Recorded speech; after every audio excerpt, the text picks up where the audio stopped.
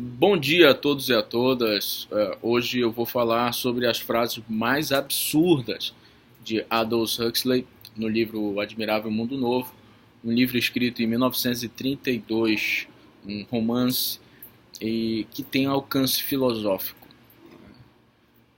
E eu gosto muito de refletir sobre direito, política, ética e moral a partir de romances e músicas e filmes, porque os poetas, os romancistas, eles têm um alcance que o filósofo, o jurista não tem. Ele alcança a tua tripa, o teu estômago, a tua alma. Né? Por exemplo, um poeta, para dizer que está com saudade de alguém que morreu, ele diz: eu não sabia que doía tanto, uma mesa num canto, uma casa em um jardim. Se eu soubesse o quanto dói a vida, essa dor tão doída não doía assim. Agora resta uma mesa na sala e ninguém mais fala do seu bandolim. Naquela mesa está faltando ele.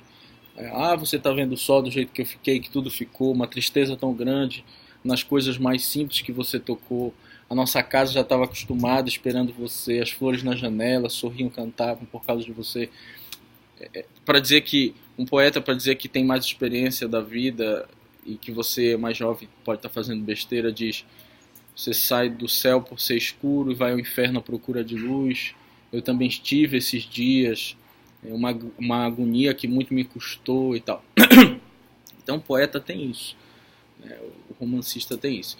Então o que eu fiz? Eu dissequei o livro todo e fiz todas as minhas anotações das frases mais impactantes e que tem relevância para refletir alguma coisa da nossa vida atual, da nossa vida contemporânea, seja envolvendo família, política, religião, Estado, autoritarismo, seja envolvendo mesmo assuntos de ética e moral. Então é uma obra que tem um alcance filosófico. Aliás, o autor da obra é considerado um dos maiores intelectuais britânicos do século XX. E aí, por que eu fui ler esse livro? Eu já tinha uma noção que ele tratava, porque eu fui ler todo o livro de dissecar. Por um acaso, né? Eu estava escrevendo um artigo sobre um capítulo de um livro que vai ser publicado agora, Responsabilidade Civil e Novas Tecnologias, e na introdução eu queria fazer referência a algum romance. Desejo meu fazer referência a algum romance que descrevesse um futuro distópico, né? Mostrando que tensões a tecnologia poderia causar, um cenário catastrófico. E eu fui vendo alguns livros e aí cheguei no Admirável Mundo Novo. Então eu li o livro, que tem 147 páginas, li o livro em 3 dias aí, e dissequei ele todinho, mas o meu objetivo era só fazer uma referência a um romance que descrevesse um futuro distópico num artigo jurídico. Aqui vai ser um capítulo de um livro, só para introdução, e acabei me encantando, né? Distópico é o contrário de utopia. Utopia, um futuro utópico é um futuro bom, um futuro maravilhoso, que as coisas são harmoniosas e se encaixam. Um futuro distópico é o contrário, é um lugar, um futuro imaginário com extrema opressão, desespero, tristeza, privação, sofrimento. E antes de escrever frase por frase das que eu achei mais impactantes do livro, eu vou fazer uma breve introdução aqui de 2 minutos sobre do que trata esse livro, qual o cenário que ele está colocado, qual o contexto da história. Primeiro, esse livro ele descreve uma sociedade altamente tecnológica. Lembremos que foi escrito em 1932, mas já descreve uma sociedade altamente tecnológica, muito porque já tinha o Fordismo, né? Já tinha produção em larga escala, já tinha tido revolução industrial, etc. Nesse livro, o Estado ele domina as pessoas, ele tem um autoritarismo enorme e proíbe que as pessoas tenham amizades, proíbe que as pessoas tenham família, proíbe que as pessoas tenham relações intensas com os seres humanos uns com os outros. Tá. E de que modo isso acontece? Isso acontece da seguinte forma: os seres humanos não têm família, eles não nascem de um útero, eles nascem num laboratório. Todos os seres humanos são produzidos em laboratório. Por dia saem 96 mil pessoas e eles são produzidos em laboratório. Quando eles são produzidos e são crianças, se faz todo o ensino dessas crianças para elas não questionarem o sistema, para elas terem medo de pensar, para elas terem medo de refletir e aceitarem a sua condição. Também, durante o sono existe também um procedimento que se incute na cabeça das pessoas todas as regras sociais. Além disso, tem uma droga chamada soma que o Estado distribui para toda vez que a pessoa se sente triste, se sente só, se sente inquieta, ela toma essa droga e dá uma sensação de felicidade. Então o governo molda os desejos. Por exemplo, o governo ensina as crianças desde cedo a não gostarem de livros, a não gostarem de flores, a não gostarem de poesia ou filosofia. E todo mundo obedece. Essa sociedade também é uma sociedade consumista, onde o governo estimula que as pessoas tenham um consumo exacerbado. Por exemplo, esporte. O governo proíbe esporte que não tenha o uso de muitos objetos. Peteca. Não, ele só permite esporte que você tem que ter vários itens para que você possa exatamente consumir. Ele coloca as pessoas uma distante das outras para que elas paguem transporte. Então é um consumismo enorme. Inclusive Ford no livro é como se fosse Deus. O nosso Ford, o nosso senhor Ford e tal. A outra característica da sociedade é que ela é imediatista. É o prazer acima de qualquer coisa. Então, por exemplo, até as crianças têm aula de sexo. As crianças têm iniciação sexual, tem um chiclete que tem hormônio sexual para que as crianças pratiquem sexo desde cedo. Ou seja, uma sociedade que visa um bem-estar no sentido de uma sociedade organizada sem conflito. Por isso que proíbe relações. Se você tem muitas relações de amizade, de família, etc., de amor, isso pode ter conflito. Então, é uma sociedade que visa que não tenha nenhum conflito, que as pessoas não tenham questionamentos. E, pior de tudo, todos os seres humanos são pré-condicionados biologicamente e psicologicamente a viverem de acordo com as regras da sociedade. Por que biologicamente? Porque existem 5 classes de pessoas, do alfa até o Y. O alfa é aquele que tem mais capacidade de raciocínio. O Y é aquele que durante a produção dele no laboratório se retira o oxigênio do cérebro dele, tira os olhos e a única coisa que ele faz é trabalhar. É uma classe de pessoas que só trabalham. Então, biologicamente, as pessoas são condicionadas. O tempo de maturação do espermatozoide, do feto, tudo tem a ver com qual papel você vai desempenhar na sociedade. E por que também condicionados psicologicamente? Porque tem a terapia do sono, que te incute as regras sociais, e também durante a infância se fazem procedimentos para você ter receio, medo de algumas coisas e paixão por outras coisas. Paixão de viver de acordo com as regras sociais e a felicidade de abraçar o próprio fim social desse estado. E aí aparece no meio da história um selvagem, que é um indígena, e começa, ele é mais humano, ele é romântico, ele é reflexivo, ele é dramático, ele começa a questionar todos os valores dessa sociedade, né? Uma sociedade que praticamente não tem valor ético, moral, exceto a eficiência, a ordem, né? Utilitarista mesmo da coisa. E aí talvez as problemáticas desse livro, muito se fala que a problemática do livro poderia ser quais os riscos do autoritarismo, ou como é possível o autoritarismo, ou até que ponto a ciência e a tecnologia tem que ter a última palavra em matéria de como viver a vida, né? Talvez essas sejam as problemáticas do livro. E aí vamos para as frases. E antes de entrar nas frases, só um parêntese aqui. Não dá para saber como uma obra de arte quando ele está falando a verdade, aquilo que ele pensa sobre a sociedade, o autor, né, do livro, e quando ele está ironizando. A gente vai perceber que tem certas partes que ele fala umas verdades que a gente concorda, e outras que ele está ironizando. Mas é um desafio. Então vamos lá. Primeira parte aqui do livro está na página 10. Ele diz assim: uma turma de estudantes recém-chegados, muito jovens, bisônios, seguia com certo nervosismo, com uma humildade, as pisadas do diretor, o diretor desse local aí que fabrica seres humanos. Todos traziam um caderno de notas, no qual, cada vez que o grande homem falava, rabiscavam desesperadamente. Eles bebiam ali seu saber na própria fonte. Era um privilégio raro. E é interessante, quando esses alunos chegam, é impressionante. O professor, o diretor, né? Vou começar pelo começo, para explicar como funciona a sociedade, né? E aí eles anotam, vou começar pelo começo. Ou seja, uma autoridade vazia, né? Eles viam naquela pessoa uma autoridade, mas é uma autoridade vazia, porque ele estava ali fazendo o mal, né? Mas como ele tinha autoridade, as pessoas seguiam cegamente aquela pessoa. A gente pode até fazer uma reflexão, por exemplo, com política, né?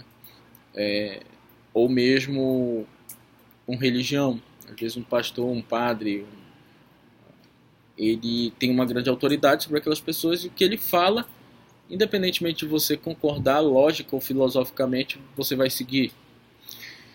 E aí uma frase muito legal também na página 10, não são os filósofos, mas sim os colecionadores de selos e os marceneiros amadores que constituem a espinha dorsal da sociedade. Olha só que interessante. É o tecnicismo. É uma crítica, né, que está sendo feita ao tecnicismo. Se a gente for para transportar para a sociedade atual, a gente for ver, por exemplo, curso de direito, quantos e quantos advogados só fazem aquilo todo dia de forma repetida, perdem a arte, perdem a reflexão, a produção intelectual, ou juízes que fazem sentenças todos os dias sem mais questionar, sem mais buscar aprimoramento. Então aqui ele diz, olha, não são os filósofos, mas são os marceneiros, né? Ou seja, aquele técnico que comanda a sociedade. É uma sociedade que não tem arte, não tem poesia, não tem reflexão crítica. E talvez, né, quem saiba, a gente nessa loucura do dia a dia esteja também só reproduzindo automaticamente aquilo que a gente já sabe. Ele diz assim, amanhã, acrescentava, sorrindo-lhes com uma jovialidade levemente ameaçadora, os senhores entrarão no trabalho sério, não terão tempo para generalidades. Olha que interessante. Trabalho sério é mais importante do que generalidades. Generalidades aqui são abstrações, são reflexões, que envolvem também o cinema, a música, a poesia, o pensamento crítico, que era considerado nocivo na sociedade, porque tinha que ter ordem, né? Alfas e os betas, até os seus condicionamentos definitivos em bocais, enquanto os gamas, os deltas e os y, são as classes de pessoas, eram retirados ao fim de apenas 36 horas para serem submetidos ao processo Bokanovsky. Progresso, o que é? Né? Ele pergunta, ele fala progresso. E aí, olha só, a tecnologia não necessariamente traz progresso. É uma ironia do autor, que são 5 classes de seres humanos produzidos em laboratórios, e ele fala ao final, progresso. E os alunos concordam. E aqui 2 reflexões. Primeiro, nem sempre a ciência traz progresso. Por exemplo, muitas pessoas perdem o prazer de leitura por conta da internet. Há muitas aulas agora que são somente pós-graduações, etc. Graduação também, que são videoaula. Então, a tecnologia não necessariamente traz progresso, né? É uma ironia interessante do livro. Outra questão, que eu acho que também é uma ironia para a sociedade, imobilismo social. No laboratório, se faz 5 tipos de pessoas, umas que têm mais oportunidades que as outras, umas que vão só trabalhar, outras que vão pensar um pouquinho mais, que vão ter mais capacidade de raciocínio. E, de algum modo, isso existe na nossa sociedade. Porque se a pessoa nasce no meio de uma favela, num bairro muito pobre, sem saneamento básico, sem comida na mesa, sem uma família estruturada, sem serviços básicos do Estado de qualidade, como saúde e educação, praticamente ela está predestinada a um fim social de imobilismo social. E praticamente, mesmo que não seja um laboratório, ainda existe um grau enorme de imobilismo social. E aí tem até uma sala, né? Uma sala da predestinação social, que é onde se define o futuro de cada um. E aí, na página 14, outra reflexão importante. Classes mais baixas são estéreis, garantidamente estéreis, o que nos leva, por fim, a deixar o domínio da simples imitação servil da natureza para entrar no mundo muito mais interessante da invenção humana. E aí, ou seja, aqui ele está mostrando que a ciência e a eficiência estão acima da dignidade humana. Se for preciso, eles tornam a pessoa estéril mas se isso é para o bem da sociedade, para ter uma sociedade pré-ordenada, isso vai ser feito. Outra questão importante, que tem a ver até com um outro filme chamado Nerve, e com um livro da Hannah Arendt, Eichmann, o julgamento de Eichmann, né? E também com o Urso Branco, do Black Mirror, uma série. Ele diz assim na página 15: mas nós, Y, disse o Foster, nós não precisamos de inteligência humana. Eles não precisavam dela e não a obtinham. Mas se bem que nos Y o espírito estivesse maduro aos 10 anos, eram necessários 18 anos para que o corpo ficasse em condições para o trabalho. Que longos anos de imaturidade supérfluos e desperdiçados.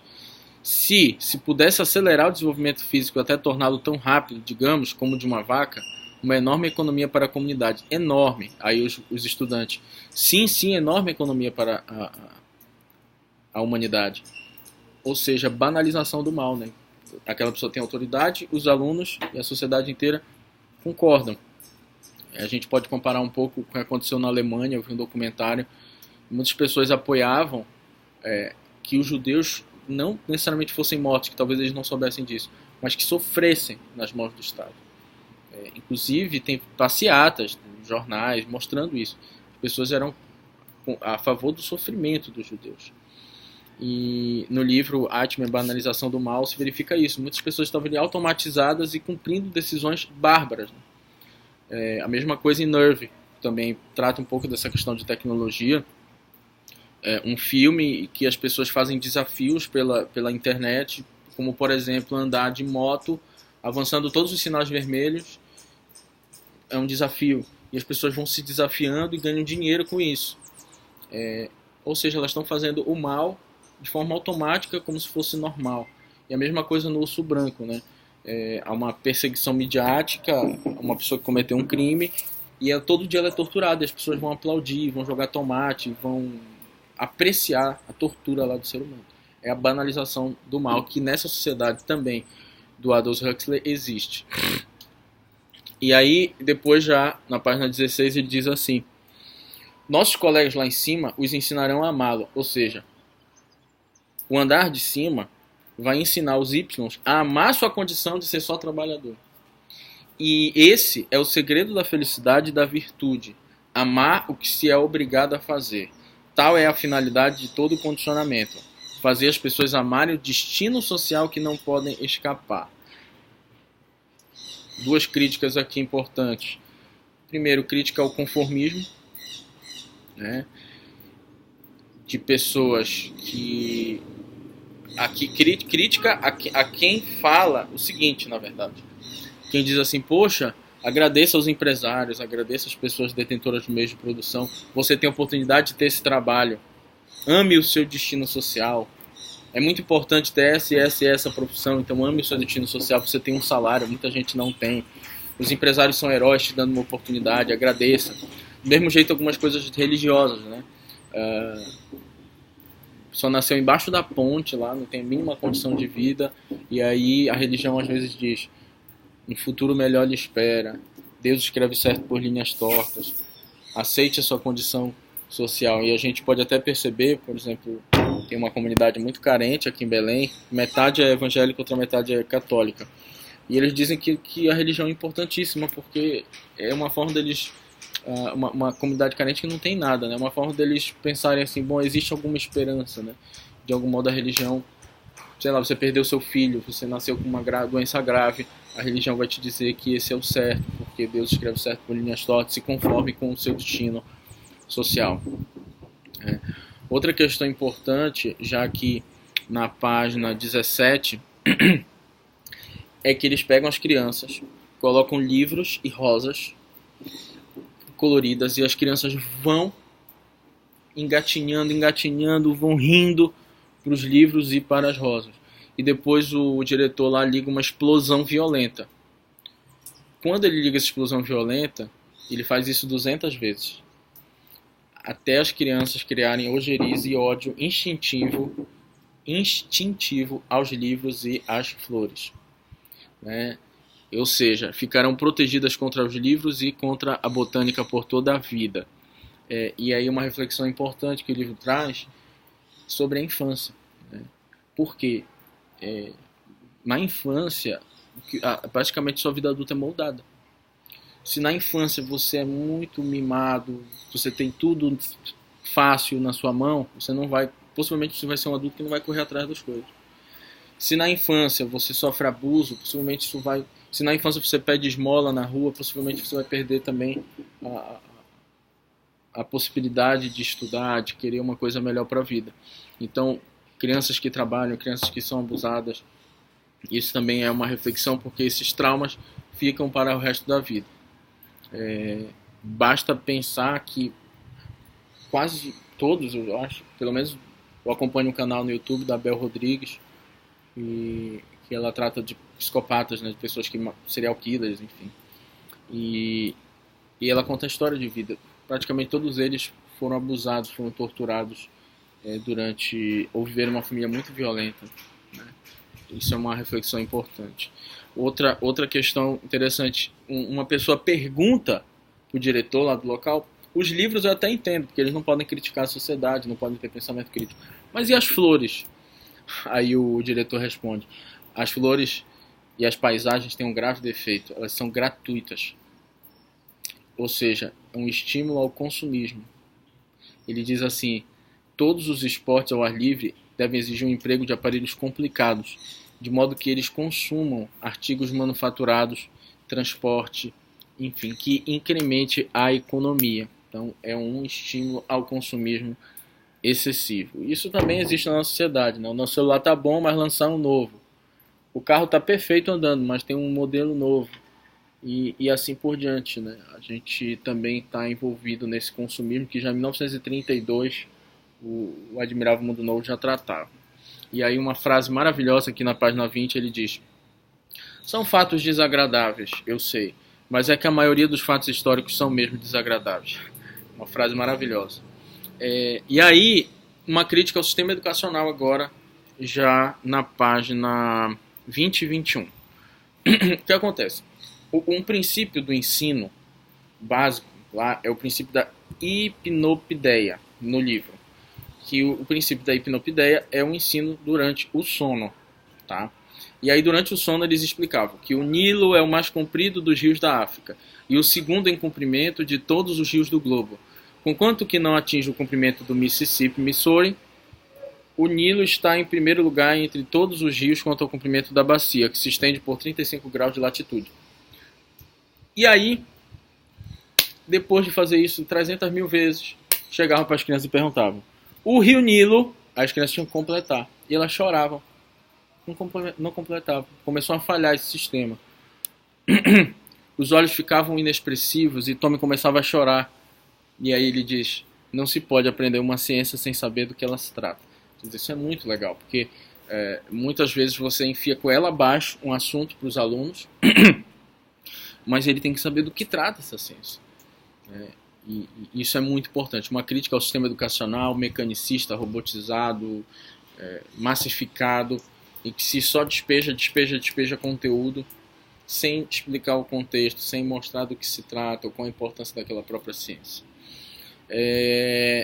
E aqui algumas coisas também na página 20 e 21, envolvendo comparações, inveja, soberba, que durante todo o livro isso acontece. Aquele da pior casta, que é a Y, ele olha para de cima e diz: poxa, ainda bem que eu não sou dessa casta de cima por causa disso, daquilo outro. O alfa olha para o beta, que é abaixo dele, e diz: ainda bem que eu não sou um beta, que eu sou um alfa. O beta olha para o alfa e fala: ainda bem que eu não sou um alfa, eu sou um beta por causa disso. Ele sempre se justifica e aceita sua condição social como a melhor. Aí olha só, e os Y são piores, são broncos, não sabem nem ler e escrever. E além disso se vestem de preto, que é uma cor horrível. Como eu sou feliz por ser um beta. As crianças alfas vestem roupas cinzentas, elas trabalham muito mais do que nós, porque são formidavelmente inteligentes. Francamente, estou contente de ser um beta, porque não trabalho tanto. E além disso, nós somos superiores aos gamas e aos deltas, que são as classes abaixo, e a última de todas é o Y. Então, nós temos o Y, delta, gama, beta e alfa. E o livro inteiro isso acontece. Ou seja, isso é uma forma de sempre tem comparações e sempre você acha que está numa condição melhor que a do outro, né? Ou tem aquela soberba, né, de achar que está numa condição melhor que o outro.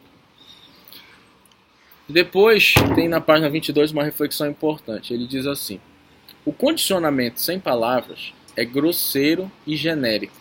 É incapaz de fazer aprender as distinções mais sutis, de inculcar as formas de comportamento mais complexas. Para isso é preciso palavras, mas palavras sem explicação racional.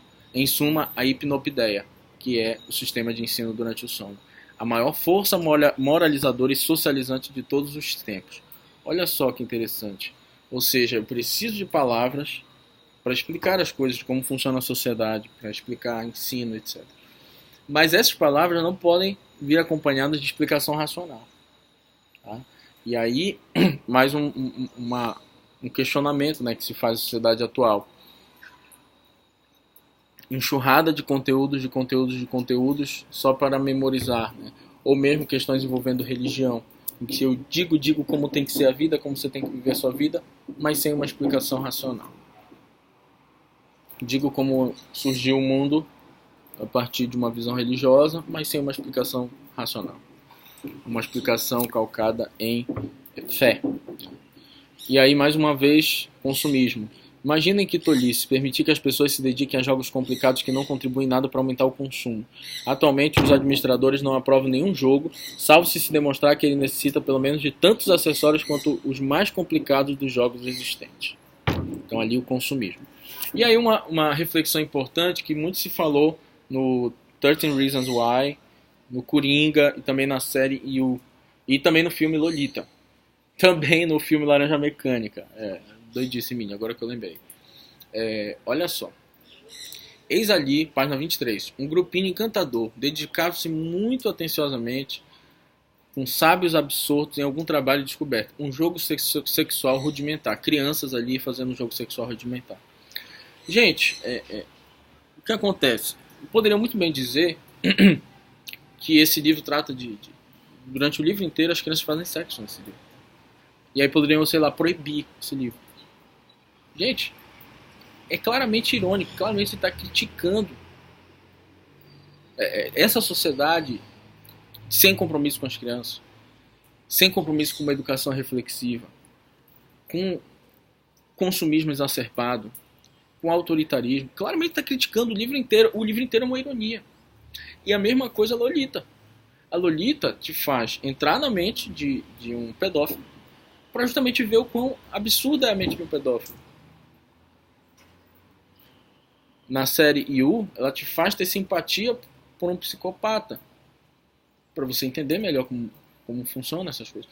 Coringa, a mesma coisa, você tem simpatia. Por que tem que ter a simpatia pelo psicopata, pelo Coringa, pelo pedófilo, pela pessoa que cometeu suicídio no 13 Razões Por Quê? Por que eu tenho que ter empatia pelo psicopata? Por dois motivos. Tá? Primeiro motivo, não é um monstro. O pedófilo, o psicopata, ele não é um monstro que deve ser visto só do seu lado sombrio. Ele é uma pessoa que convive com seus amigos, que está na sua faculdade, que está no seu trabalho. E isso é verdade. Né? Além de fazer as coisas totalmente absurdas que ele faz. Mas ele não pode ser visto só como um monstro. Ele tem toda uma vida social também. E faz até coisas boas em algumas situações. Essa é a primeira razão. E a segunda razão é que não teria como fazer cinema ou fazer arte sem você ter empatia pelo personagem principal. Né? Você não assistiria a série se desde o início não perderia a graça. Você tem que ter alguma empatia que te ligue àquele personagem. E aí, mais uma vez, o livro mostra na página 26 perda de relações. Né? Procure imaginar o que significava viver no seio da família. Eles tentaram imaginar. E sabe o que era um lar? Abandonaram a cabeça. Sabe o que é uma família? Abandonaram a cabeça. Ou seja, já era uma sociedade sem família, sem amizade, sem relações de amor. E aí, mais uma coisa muito interessante. O mundo, essa frase é fantástica. E como o estado desse livro é totalmente contrário à família, a relações mais intensas, não existe mais essas relações e eles criticam. Olha só. O mundo estava cheio de paz, cheio de aflição, cheio de mães, e, portanto, cheio de toda espécie de perversões, desde o sadismo até a castidade.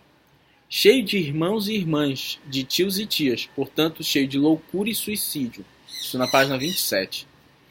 Mães e pais, irmãos e irmãs, mas havia também maridos e esposas, amantes. Havia também a monogamia e o romantismo. Que absurdo. A família, a monogamia, o romantismo. Em toda parte o sentimento de exclusividade.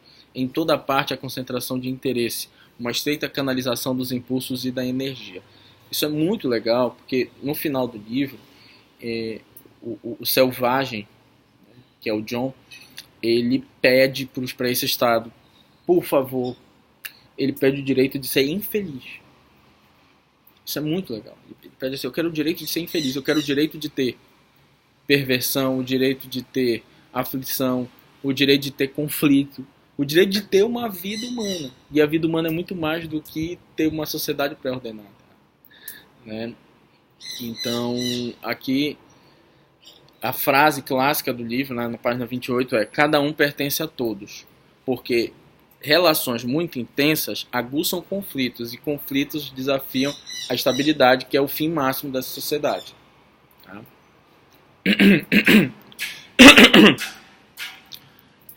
E aí, mais uma frase interessante na página 35. Né? Reprimido, o impulso transborda. E a inundação é sentimento, a inundação é paixão, a inundação é loucura. Até tudo depende da força da corrente, da altura e da resistência do dique. O curso da água não contido flui tranquilamente pelos canais que lhe foram destinados, rumo à calma euforia. Derrubem todos esses diques inúteis. Você precisa de uma grama de soma. Soma é uma droga, ele diz. Todas as vantagens do cristianismo e do álcool, nenhum de seus inconvenientes. Aqui o que acontece? Se a água não tem nenhum obstáculo, ela vai tranquilamente seguir o seu caminho. Então a gente tem que derrubar todos os obstáculos para a estabilidade social, para o bem-estar social, etc. E toda vez que você tiver um obstáculo, ou seja, um pensamento, uma tristeza, uma melancolia, tome soma, que é a droga. Todas as vantagens do cristianismo e do álcool, nenhum dos seus inconvenientes. Por quê? Porque ele compara a droga com o cristianismo, algo que já foi feito também por Marx, por exemplo. Porque se você está numa situação muito ruim, de pobreza, de perder parente, etc., o cristianismo te mostra que alguma coisa te aguarda, que isso foi escrito por linhas tortas, né? Então é um conforto para a alma. Por exemplo, seu filho morreu, você pensar que ele está no céu. Você pensar que Deus quis levar ele porque ele é um anjinho que está no céu rezando por você. Isso conforta a alma do que alguém, um ateu, chegar e dizer que todo mundo é feito de carbono e todo mundo vai morrer e o seu filho morreu de um acidente, não foi porque Deus quis. Então o cristianismo de algum modo é um conforto para a alma de alguém que está em extrema pobreza, de alguém que sofreu uma doença grave, de alguém que perdeu um parente. E o álcool, assim como qualquer droga, né, é uma fuga da realidade também. Né? Sei lá, no momento que você vai estar embriagado, ou sei lá, com cocaína, você não vai estar pensando nos seus problemas. E é isso que serve o soma. Só que ele diz que não tem os inconvenientes do álcool e do cristianismo. Quais são os inconvenientes do álcool? As doenças. Quais são os inconvenientes do cristianismo? Ele vai podar a sua liberdade individual. Né? Você vai ter compromissos de se confessar, de ir à missa, etc., de viver uma vida cristã. Não só acreditar que seu filho está no céu esperando, você vai ter que se dedicar a isso.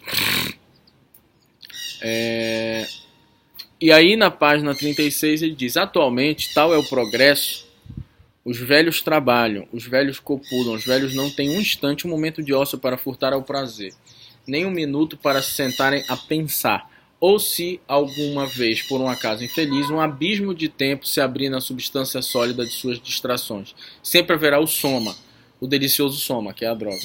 Meio grama para um descanso de meio-dia, 1 grama para o final de semana.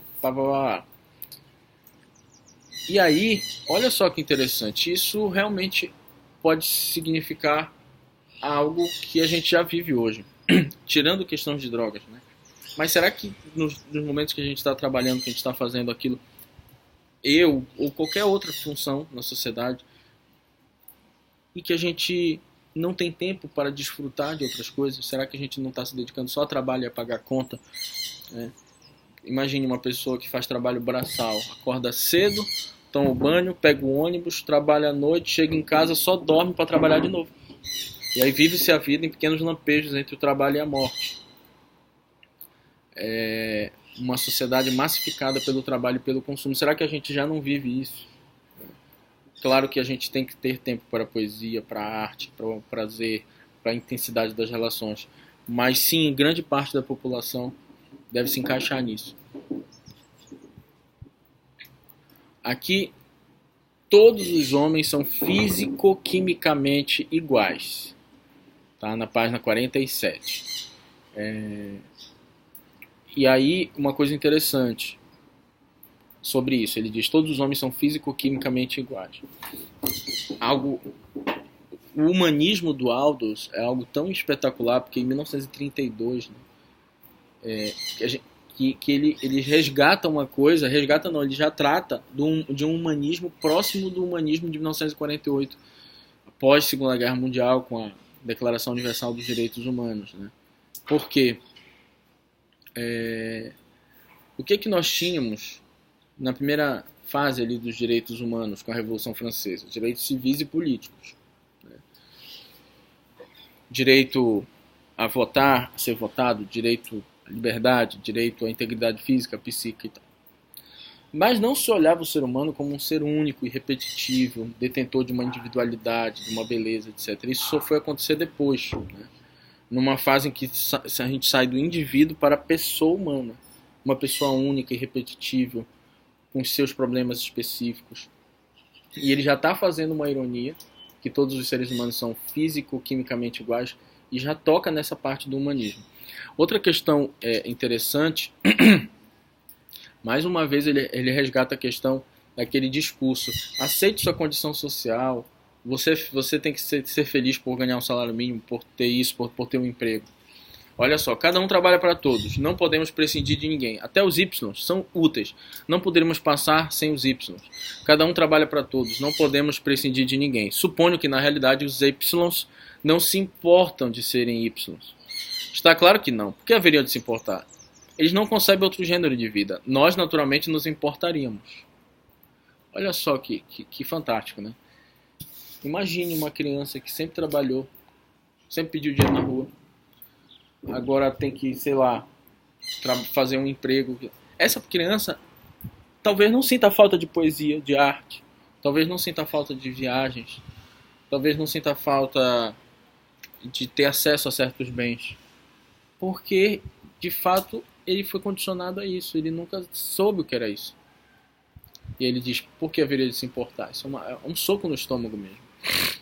Já uma pessoa que sempre teve de tudo, agora ganhar um salário mínimo e morar distante, sem acesso a saneamento básico, vai sentir falta. Né?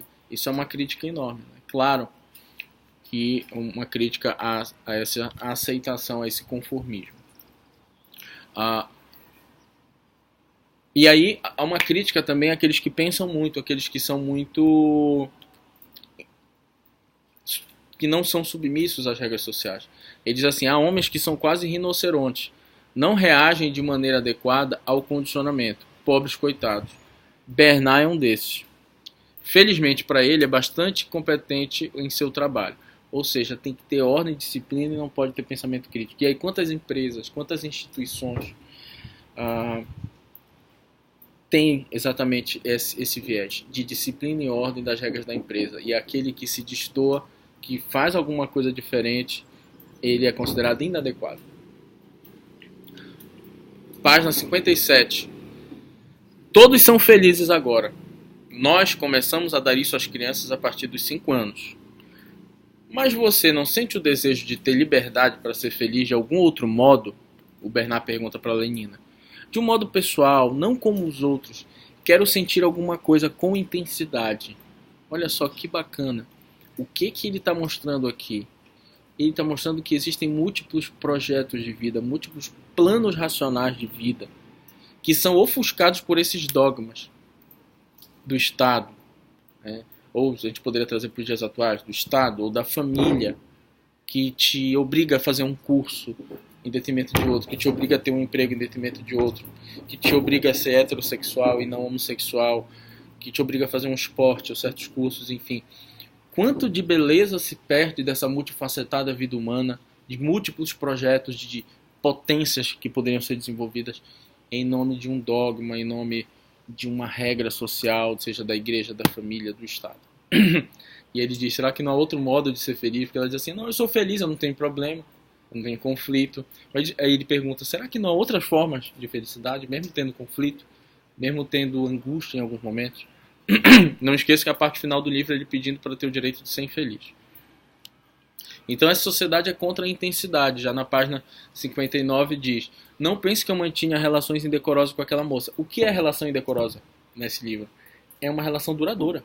Essa relação indecorosa. Nada de emocional, nada que se prolongasse indefinidamente. Tudo era perfeitamente sadio e normal. O que é sadio e normal? É ter só sexo, só imediatismo, sem qualquer intensidade. E aí uma frase bem interessante sobre não se abater, ter perseverança, mesmo sabendo de uma condição de opressão que você vive. Ele diz assim, isso servirá de lição. Puniu lá o Bernard, que pensava muito. Mas enganava-se, pois Bernard saiu do gabinete de cabeça erguida, exultando enquanto batia a porta atrás de si, com a ideia de enfrentar sozinho a ordem das coisas, exaltado pela consciência embriagadora de sua significação e importâncias pessoais. A própria ideia de perseguição deixava-o impávido e, ao invés de deprimi-lo, atuava como um tônico. Sentia-se bastante forte para fazer face às calamidades e vencê-las. Isso é muito legal. Há uma frase que eu não sei o autor que diz, me dê sabedoria para saber as coisas. Não, me dê conhecimento para saber as coisas que eu posso mudar. Me dê conhecimento para saber as coisas que eu não posso mudar. A saber aceitar as coisas que eu não posso mudar. E sabedoria para diferenciar as duas. E aí sim, quando você pode mudar algo, você tem que ter perseverança, não se abater, sair de cabeça erguida. Aí ele diz, aqui é uma questão que tem a ver com Goethe, né, de antropologia. Não esqueça que na reserva as crianças ainda nascem. Sim, elas nascem, por mais revoltante que isso possa parecer. Cerca de 60 mil índios e mestiços absolutamente selvagens. Nossos inspetores visitam de tempos em tempos. Fora disso, nenhuma comunicação com o mundo civilizado. Ainda conservam seus hábitos e costumes repugnantes. O casamento, família. E aí, gente, mostra como a gente julga o outro a partir de nossa ótica, né? No olhar desse estado, os indígenas que tinham famílias, que tinham algumas liberdades, amamentação, nascimento, eles não eram civilizados o suficiente. E quantas vezes a gente hoje em dia, por conta do uso da tecnologia, alguém que não usa rede social, não usa Twitter, Facebook, computador, a gente diz, poxa, que pessoa atrasada, né? Será mesmo? E aí é interessante que quando eles chegam na comunidade indígena, aqui na página 65, eles começam a sentir que tem uma coisa diferente. Eles dizem assim, de repente parecia que todo o ar tinha adquirido vida. Pulsava um movimento incansável de sangue. Os tambores rufavam. Um coração misterioso a caminhar naquela montanha. Então, o indígena que estava acompanhando eles para conhecerem a realidade lá dos indígenas, ao levar o grupo desse estado, né, do Admirável Mundo Novo, eles sentiam que tinham mais vida, mais sangue, mesmo que tivesse conflito, mesmo que tivesse angústia ou tristeza, mas tinha um brilho que a sociedade deles não tinha. Às vezes você vê isso, por exemplo, um casal de filhos, uma família muito rica, eles têm carrinho pequeno, eles moram num apartamento 1 por andar, eles têm o melhor plano de saúde, eles estudam na melhor escola, as roupas de marca, todos os videogames, viagens para o mundo inteiro. Mas você olha aquela família apática, aquela família que não tem aquele calor. E às vezes você vai lá na Praça da República, tem um pai com uma criança na costa, que ganha um salário mínimo, você vê mais amor, você vê mais vida. E é algo parecido com o que acontece, porque lá no Admirável Mundo Novo tem dinheiro, tem tecnologia, tem ciência. Aqui não, né? E aqui tem mais vida, tem mais beleza. E aí uma questão interessante sobre a velhice, né? A importância das etapas da vida, aqui uma ironia do autor, claramente, né? olhou para o pajé lá e viu que ele não tinha dente, que era muito velho. E aí, velho, o Bernard perguntou pro diretor, mas o diretor é velho, é uma porção de gente que é velha, mas não é assim como ele, né? Acabado. Aí o diretor responde, é porque não deixamos que fiquem assim. Nós os preservamos de doenças, mantemos artificialmente as secreções internas ao nível de equilíbrio da juventude, não deixamos cair a taxa de magnésio e cálcio, fazemos transfusões de sangue jovem, mantemos o metabolismo estimulado permanentemente. Por isso, sem dúvida, eles não têm esse aspecto. Em parte fazem também porque a maioria morre antes de atingir a idade daquele velho. Então, ou seja, os velhos no Admirável Mundo Novo trabalham muito e eles têm uma aparência de jovem. E é uma ironia, né, gente? Para aceitarmos as etapas da vida. Às vezes a pessoa está lá com, sei lá, 60 anos e tudo bem a pessoa se cuidar, isso é uma coisa. Mas a pessoa também tem que aceitar que ela está numa nova etapa da vida. 60, com 70, com 80. E não só a pessoa aceitar, mas os outros aceitarem que aquela pessoa agora é diferente. Por exemplo, é comum você ver uma pessoa com 70, 80 anos, às vezes não acompanhar noticiário, falar besteira, ficar mais birrenta, parece que volta a ser criança, né? Você vê isso. E os filhos, às vezes os netos não têm paciência, brigam e tal com a avó, com o avô. Não, gente, é um outro momento da vida, uma outra circunstância, a pessoa está mais carente, tem outras coisas, enfim. E aí, aqui eles falam na página 66, o espetáculo de 2 mulheres moças dando seio aos seus bebês. Nunca tinha visto isso. Coisa tão indecente. Aí olha só. Página 72. Como as mulheres aqui são odiosas, loucas, cruéis. E é claro, não sabem nada de exercícios malthusianos, bocais, decantação, essas coisas todas. E por isso estão sempre tendo filhos como cadelas. É revoltante. Olha só que interessante. Porque é um desdém aquelas pessoas que não querem conhecer o novo, né? Por exemplo, eu passo por isso às vezes. As pessoas chegam e me mostram uma música nova que toca aí na Billboard. É uma música dessas pop, né? E eu digo, olha, não gostei. Não vou ouvir esse autor. Não vou ouvir música nova disso, daquilo outro. Olha, só esse aqui é bom. Sei lá, Bruno Mars, John Mayer, Ed Sheeran, esses aí são bons. Os outros, pra mim, são tudo fabricado pela mídia. Eu falo isso. E a pessoa tem um desdém. Nossa, que louco. Ele ainda ouve música bossa nova, ainda ouve samba de Lupicínio Rodrigues. Isso é muito interessante também. Esse desdém de pessoas que não acreditam necessariamente no novo. O novo não necessariamente é avanço, né? E aí, uma frase maravilhosa aqui na página 85. Sua elevada condição intelectual traz consigo responsabilidades morais correspondentes. Quanto maior é o talento de uma pessoa, mais poder ele tem ele para desviar dos outros. E aqui 2 coisas importantes. Primeiro, quanto mais conhecimento você tem, maior é o seu peso na sociedade. Quanto maior a sua condição intelectual, maior a sua responsabilidade na sociedade. Por 2 motivos. Primeiro, porque você tem a obrigação de transferir esse conhecimento, né? O conhecimento não pode ser um fim para satisfazer uma pessoa apenas. Então é maior a sua responsabilidade. Segundo, porque se você tem mais conhecimento, você pode alertar as pessoas sobre o certo ou errado. Você pode alertar as pessoas sobre a sua visão de mundo. E a gente pode falar disso em qualquer área da vida. Por exemplo, o Messi é o jogador mais talentoso de todos os tempos. Mas se o Barcelona vai mal, o peso está muito sobre ele.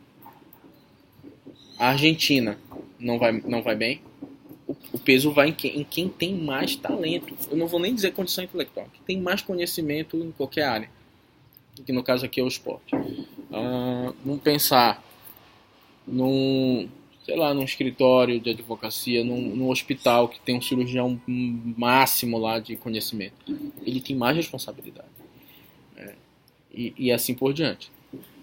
E a segunda parte é quanto maior é os talentos de um ser humano, mais poder ele tem para desviar os outros.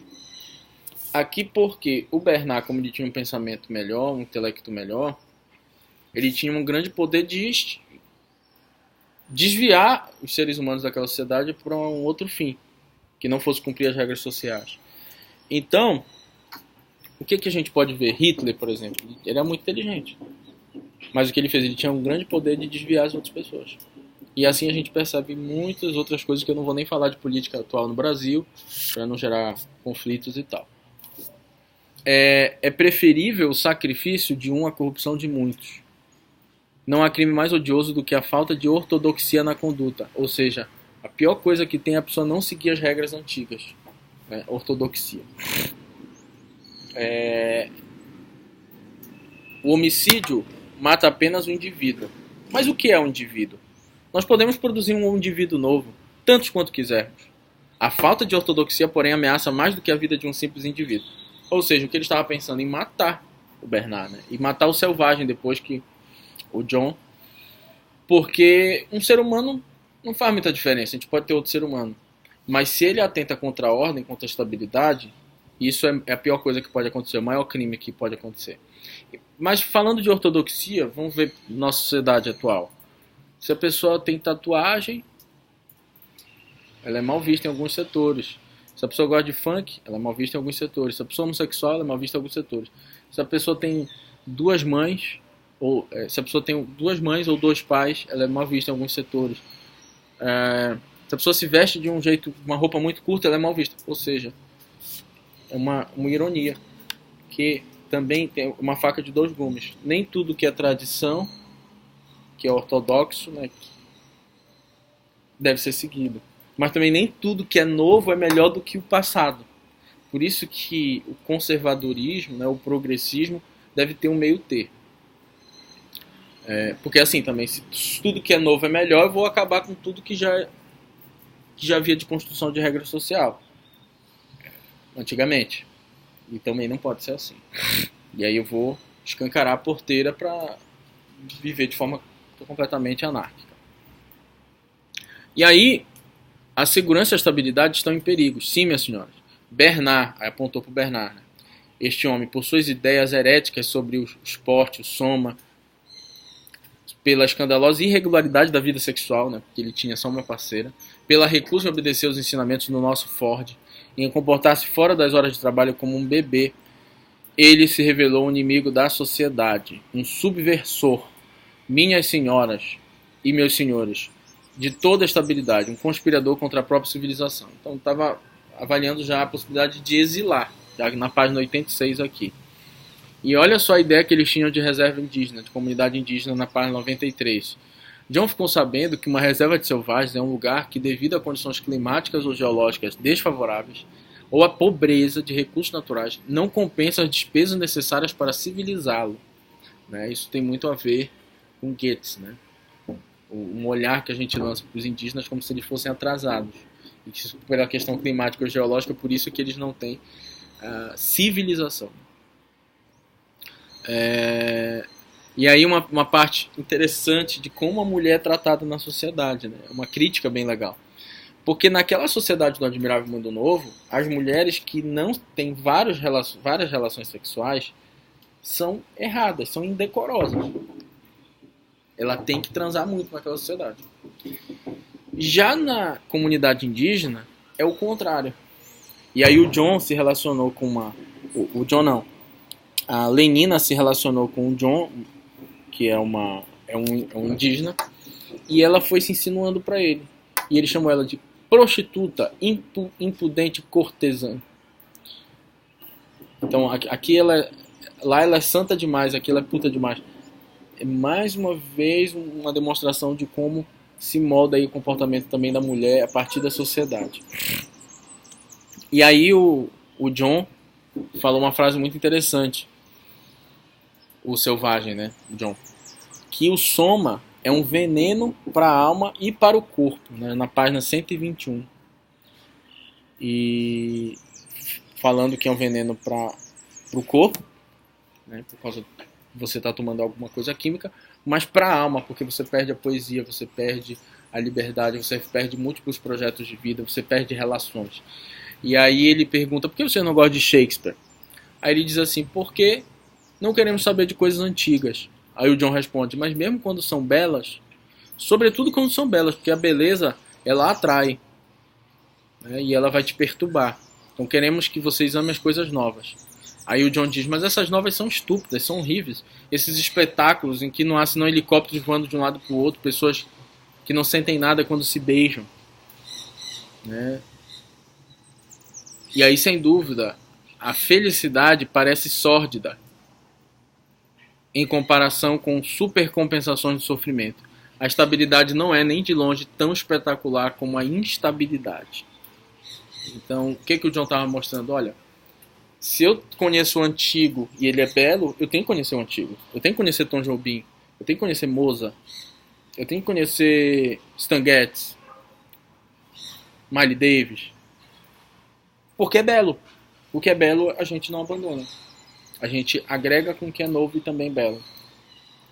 E a estabilidade não é espetacular, como a instabilidade. Então eu prefiro conhecer as coisas antigas, eu prefiro ter múltiplas relações, intensidade, mas sofrer quando a pessoa terminar comigo, discutir com meu pai, construir as coisas dessa forma instável, do que ter toda essa estabilidade de seres humanos reduzidos a átomos, a indivíduos massificados, idênticos, sem qualquer multifacetado projeto de vida.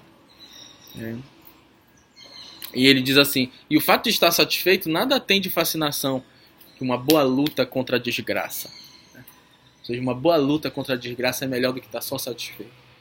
Nada do pitoresco de um combate contra a tentação.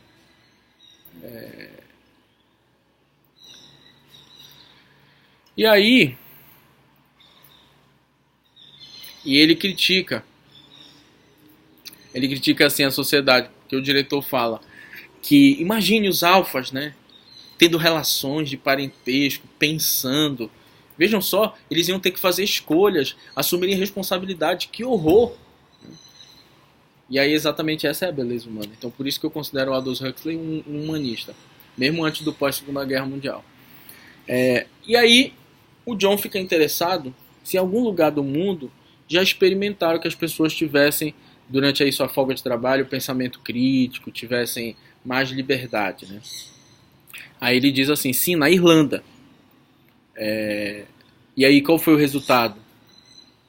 Perturbações e um acréscimo considerável do consumo da droga, da soma. Nada mais. Essa folga, ela não foi motivo de felicidade. As pessoas saíam em fuga da soma. E aí toda mudança é uma ameaça à estabilidade. Então mantemos assim.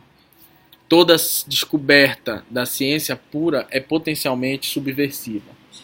Até a ciência deve às vezes ser tratada como um inimigo possível. Sim, a própria ciência. Não é somente a arte que é incompatível com a felicidade. Também o é a ciência. Ela é perigosa. Temos de mantê-la cuidadosamente acorrentada e amordaçada.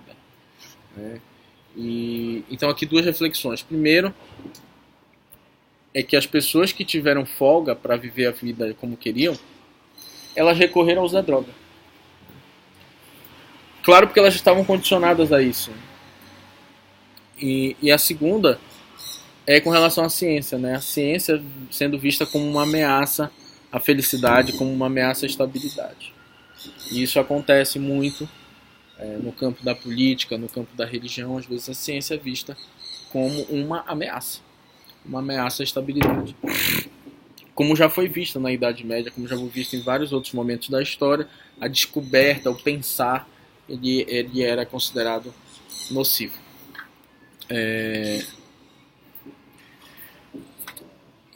E essa parte aqui é para mim a melhor parte do livro. Tá? Vai ser mandado para uma ilha. O diretor diz para o John, você vai ser mandado para uma ilha, para um lugar onde conhecerá o mais interessante conjunto de homens e mulheres existentes em qualquer parte do mundo. Todas as pessoas que por esta ou aquela razão adquiriram demasiada consciência da sua individualidade para poderem adaptar-se à vida comunitária. Todas as pessoas a quem a ortodoxia não satisfaz, que têm ideias próprias e independentes. Todos aqueles que, numa palavra, são alguém. Página 130 do livro. Para mim, essa é a melhor parte de todo o livro. Por quê? As pessoas que não seguem todas as regras, que têm individualidade, que têm ideias próprias, que são independentes, que constroem o caminho da forma como elas querem, esses são alguém. E as pessoas que só repetem o que fazem todos os dias, que não têm pensamento crítico, que só seguem as ordens, que aceitam as ordens da família, do Estado, da religião, que seguem cegamente o que é dito, essas pessoas não são ninguém. São produto de um conjunto de ideias, de uma superestrutura de valores imposta a elas. Então isso é maravilhoso. Isso tem a ver também um pouco com Nietzsche, né? Com o super-homem lá do Nietzsche. Porque eu vou me castrar, né? E me curvar às autoridades do Estado, da religião, da família? Por que eu não posso discordar e ter minhas ideias, ter meu pensamento próprio, ter minha vida própria, construir o caminho do jeito que eu quero? E aí, desse modo, sim, eu vou ser alguém detentor de uma individualidade, de uma particularidade, aflorando as potências, né? E ser alguém, até porque ser alguém, vamos falar assim, nem todos têm oportunidade, mas vamos colocar, ser alguém é ter dignidade. Tá? Ter dignidade é ter acesso a bens básicos, como a saúde, a educação, a moradia, a alimentação, e poder florescer com as potencialidades dos seus planos racionais de vida. Isso é ter dignidade. Isso é ser alguém. Alguém no sentido de ter dignidade. Tá? Porque mesmo a pessoa que mora embaixo da ponte e não tem nenhum desses bens, ela tem direito a ter dignidade. E é como se fosse uma vida nua ali, no sentido de Foucault. E aí nós temos depois uma discussão que eles falam de Deus, né? A página 135, umas frases interessantes. Aí já está quase terminando aqui o livro, né? Cremos nas coisas porque somos condicionados a crer nelas. As pessoas creem em Deus porque foram condicionadas para crer em Deus. Isso é uma verdade. Se você nasce na Dinamarca, aí você ia acreditar em Thor, do século da Idade Média. Se você nasce na Grécia Antiga, você ia acreditar em Zeus. Se você nasce no Oriente Médio, em Alá. Se você nascesse numa comunidade indígena, no Deus Sol, no Deus Terra. Se você, no Brasil, Jesus, Deus, enfim. De fato, se você nascesse na Suíça, você possivelmente ia ser ateu. De fato, as pessoas acreditam em Deus porque foram condicionadas a crer em Deus. Com algumas exceções, de pessoas que realmente se convenceram racional, lógico e filosoficamente da existência de Deus ou da verdade da religião católica. Né? Mas é uma verdade, é um soco no estômago isso. Assim, é natural crer em Deus quando se está só, completamente só à noite, pensando na morte. Página 134. Ou seja, é natural crer em Deus quando você tem dificuldade. Quando você precisa preencher um vazio. E aí, nesse sentido, Deus seria uma muleta para os seus problemas. Os deuses são justos, sem dúvida, mas o seu código de leis é ditado, em última instância, pelas pessoas que organizam a sociedade. A providência recebe a palavra da ordem dos homens. Perfeito. Imagine Jesus, imagine Maomé, Moisés, sei lá, em vida. Primeiro, que na minha concepção, eles não imaginavam o que ia se tornar. Não imaginavam que ia ter uma estrutura de igreja, durante muito tempo a igreja confundida com o próprio Estado. E quantas regras? Vamos partir do pressuposto que Jesus existiu. Vamos partir do pressuposto que Maomé existiu, que Buda existiu. Não necessariamente sejam deuses, né, ou sejam filhos de Deus, mas que eles existiram como personagens históricos. Muito do que se segue hoje tem a ver com ordens de seres humanos. Né? Na verdade, Jesus não escreveu nada em vida. Né? Foi depois da morte dele, pessoas que não o conheciam, os evangelistas, começaram a escrever o que as outras pessoas diziam que era atribuído a Jesus. Então, até mesmo as regras de Jesus são regras que foram feitas por homens. Que, para quem é católico, homens que estavam iluminados por Deus. Então, sei lá, a proibição de casamento homoafetivo está lá no Antigo Testamento, não se deitarás contra o homem. Isso foi um ser humano que escreveu, gente. E a igreja depois compilou algumas partes. E aí, essa é a segunda melhor parte do livro. Ele diz assim, eu não quero conforto. Porque o diretor estava tentando convencer o John de que a sociedade é perfeita. Porque ela tem estabilidade. E aí o John diz, eu não quero conforto. Eu quero o perigo, eu quero a poesia. Eu quero a liberdade, a bondade e o pecado. Isso é viver. Isso é viver. E é por isso que Guimarães Rosa também no Sertão diz, né? Viver é um risco, mas se não for para me arriscar, então eu não vou viver. Porque você vai ficar trancado em casa. Você sai na rua, você já tem um risco aí de ser atropelado. Se você toma uma decisão de fazer um curso, você pode se frustrar de não gostar desse curso. Mas eu tenho que me arriscar, isso é a vida. E aí o diretor pergunta, o senhor reclama o direito de ser infeliz? Sim, eu reclamo o direito de ser infeliz. O direito de ficar velho, feio e impotente. O direito de ter sífilis e câncer. O direito de não ter quase nada para comer. O direito de ter piolho. O direito de viver com apreensão constante do que poderá acontecer amanhã. O direito de contrair a febre tifoide. O direito de ser torturado por dores indizíveis de toda espécie. Página 137. Maravilhoso. Então com isso, gente, finalizamos hoje. Espero que tenham gostado. Grande abraço a todos.